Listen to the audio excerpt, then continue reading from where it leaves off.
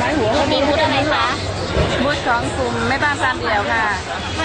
มาจากที่ไหนอะ มาจากมินบุรี วันนี้มีอะไร มั มา สยิ ขาย ดกับมารุนอิสลามค่ะ ที่จะมาลงที่ร้านนะคะ มัสยิด พี่ช่วยแนะนำตัวเลยค่ะ คอดิยอนเลมอค่ะ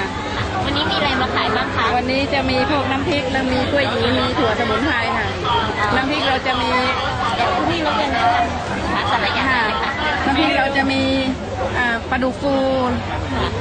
น้ำปลาดุกฟูพริกเผาปลาหยองปลาย่างกุ้งเสียบรวมมิตรอะไรเหรอค่ะตัวนี้ ไข่อะไรคะ ขีดละ25ค่ะ กินละ25นะคะ ค่ะ น้ำพริกของคุณพี่นี่เด่นยังไงบ้างคะ จุด เด่ เด่ น นของน้ำพริก คือสัญลักษณ์ของเราคือไม่ใส่สารกันบูดไม่ใส่ชูรสค่ะ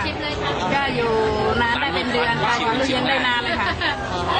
ขายวันแรกเป็นยังไงคะดีไหม วันแรกก็ได้เรื่อยๆค่ะ ได้เรื่อยๆนะคะ ได้เรื่อยๆตอนนี้เรามาอยู่ตรงมุมมันอับหน่อย อ๋อ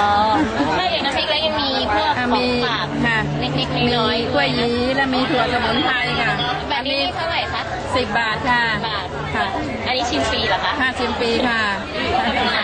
อ๋อให้ อันนี้จะเป็นของฝากค่ะของฝากอันนี้ชุดละ80 บาทค่ะ วันนี้มากันกี่คนคะ วันนี้4 คนค่ะ 4 คนนะคะค่ะขอบคุณมากค่ะ ขอให้ขายดีนะคะ ค่ะได้นะคะเราเป็นการขายนะ